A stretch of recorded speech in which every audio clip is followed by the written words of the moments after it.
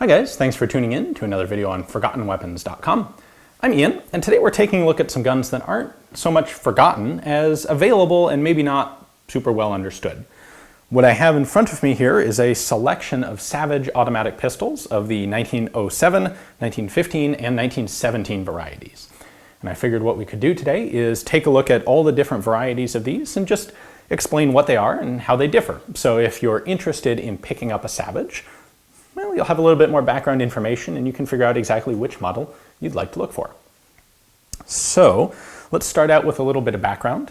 The Savage automatic pistol actually kind of started off as a design intended for the US military trials of 1907. It was designed in .45 caliber and it actually competed pretty well against the Colt Browning pistol, as well as the Luger and other competitors. It made it all the way into the final two in the test and then ultimately lost to what would eventually become known as the Colt 1911. Now, Savage used this Army trial and their construction of .45 caliber pistols as a way to help fund and simultaneously build up the tooling and the machinery to manufacture a line of civilian pistols, which would be the model 1907 in .32 and .380 caliber. By the way, all of these are available in both .32 and .380. The 1907s were initially available in .32. Eventually they added .380, and then the .380 would be a standard option for the rest of the production. So, starting with the model of 1907, these actually entered production in 1908. They were produced all the way through until 1920, and they are by far the most common of the guns. So in total, about 210,000 of these pistols were manufactured in .32 caliber, about 10,000 of them in .380. Now the very first ones are of this standard type, and what distinguishes them are two specific things. They have metal grips, and they have a small safety lever. Both of those things would get revised fairly quickly in production. Now the other things that are distinctive about the 1907 are its relatively square grip. You can see the grip panels especially are square or rectangular, and it has this exposed burr-style hammer. Now it's actually not a hammer, that's a cocking indicator. These are a striker-fired pistol, but this acts like a hammer, and that's how you treat it. When it's up like this, the gun is fired. When you cock that back, the gun is ready to fire. These turned out to be pretty popular pistols. Savage actually had a really good ad campaign. They got testimonials from a number of very well-known people. Buffalo Bill Cody wrote testimonials for Savage. William Pinkerton of the Pinkerton Detective Agency did. Bat Masterson, famous Old West sheriff personality, did. And Savage also had these really cool old ads recommending these guns specifically for women. The way the advertising was usually worded is recommending them for your wife or girlfriend. Well, wife in the 1910s. And they had things, their ads included things like, "It banishes fear," and the standard tagline was 10 shots quick, because in .32 caliber, you actually had a 10-round double-stack magazine, which was very uncommon for a civilian pistol. In fact, in terms of American civilian pistols, we wouldn't see another double-stack magazine until the Smith & Wesson Model 59. And it really didn't become a thing for military pistols until the Browning High Power, which was several decades after these. Anyway, in .32 you had a 10-round magazine, in .380 you had a 9-round magazine. In both cases you could carry an additional round in the chamber. So if you think about it, for 1908, that's a pretty high capacity magazine. You'd get 11 rounds of .32, that's almost double a typical revolver. So it makes sense that these would be popular guns. So shortly into production of the model 1907, they made a couple of changes to it. They replaced the metal grip panels with a plastic grip panel, and they enlarged the safety lever and gave it a little bit of checkering, just so you had a better purchase on it with your thumb.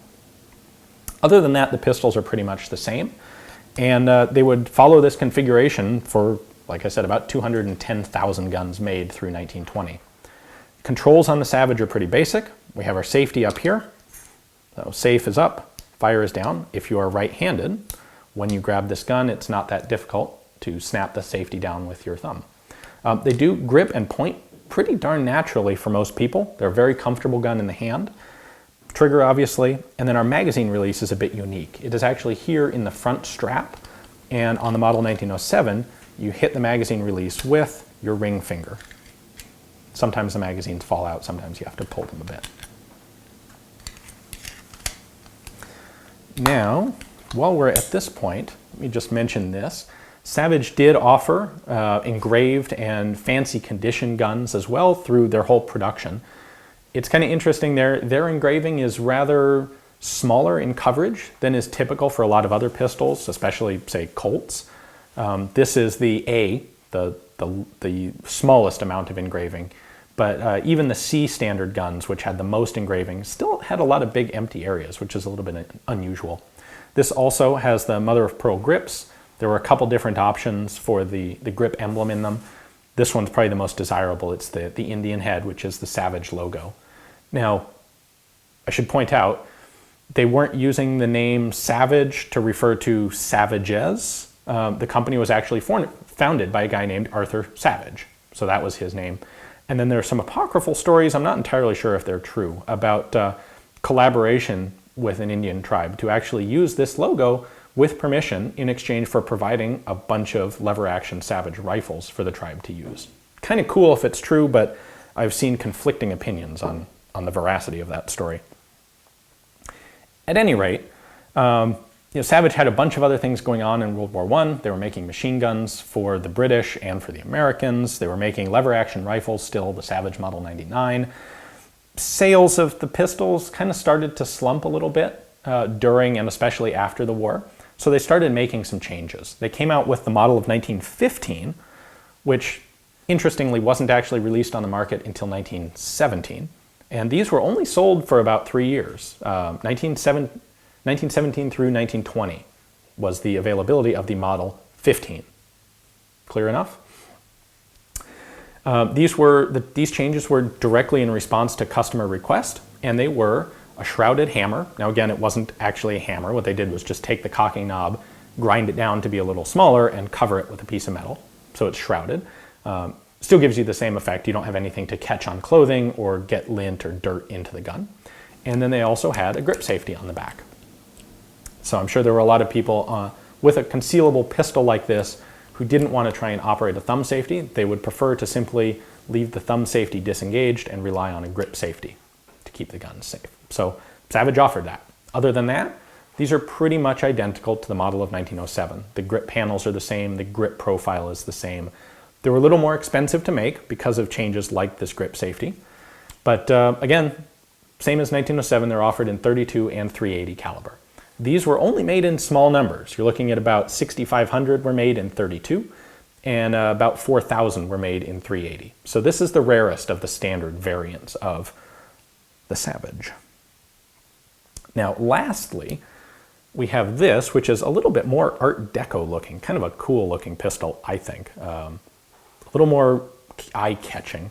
This is the model of 1917, and following in the pattern we've already established, it was not actually available in 1917. These first came on the market in 1920, and they were available all the way through 1929, which is when sales had really slowed to the point that Savage stopped producing these pistols altogether. The changes that were made on the model of 1917, they went back to an exposed hammer, and they have this spur hammer instead of the rounded burr hammer, but it functions the same way. And then most distinctively, they flared out the grip. This isn't for any mechanical reason. This is simply because they thought this fit the hand better. And for some people, I think it probably did. For some people it didn't, but it worked out well enough that this kind of gave people an extra option. Even if you didn't like it, there were still a lot of the 1907 and 1915 guns around that you could get instead if you preferred. Production on these was a little bit higher than the 1915. They had 29 to 30,000 of these guns in .32 caliber and about 14,000 of them in .380. So the 1907 is the most common of these, the 1950 is the least common, and the 1917 is right there in the middle. It's interesting to note that between 1917 and 1920, Savage wasn't really making these guns. And in 1918, Remington released the Remington Model 51 in .380, although they also eventually would make it available in .32. A little pocket pistol, very much the same size, and clearly for the exact same market as the Savages. And that was kind of what prompted Savage to make these changes and release the model in 1917, was to try and compete a little bit better with the Remington 51. Now on the 1917 and the 1915 models, the magazine release has been reversed. So instead of pressing with the ring finger up here, now you press with the pinky finger down at the bottom to release the magazine.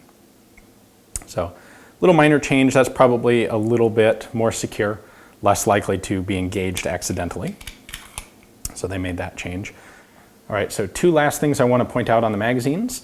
All of the bodies are exactly the same and they will fit in any of the pistols. However, the feed lips are slightly different for the 380s, and all of the 380 magazines are marked 380 cal down at the bottom right here. The 32 caliber magazines are unmarked. On this side, you'll recognize magazines with this cutout will activate the hold open.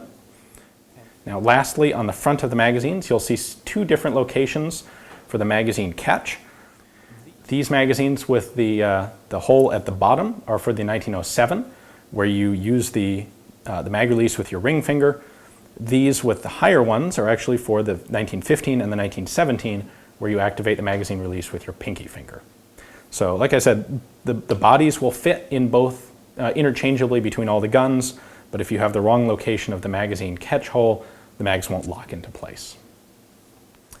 All right, since we are looking at all of these different Savage pocket pistols, I figure we ought to disassemble one, just so you can see how that's done.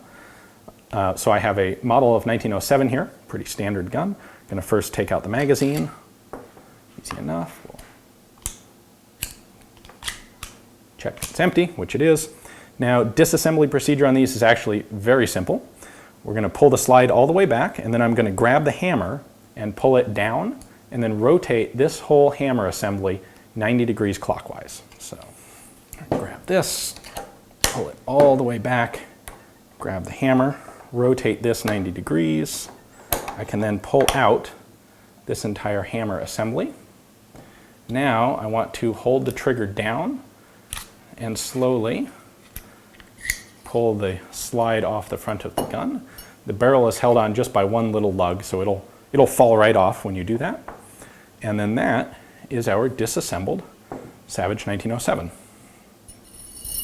Our recoil spring. Looking at the inner workings here, everything's pretty simple with the exception of this fire control group. This has our extractor in it, our extractor here, has our ejector in it, it has the striker spring. Everything in there is in one self-contained unit. And this is a little farther, I'm not going to take this apart. That's a little more detailed than this video is intended for. Now Savage was very proud of the fact that they had a locking system for these guns, which is sort of locking, it's quasi-locked. So the way the locking system worked on these in theory was you had this channel in the top of the slide right there, and it angles to one side right at the end. Now the top of the barrel has a lug on it that rides in that channel. So when the barrel is in there, you'll see when it first moves, it actually rotates slightly. It's going to rotate down right there.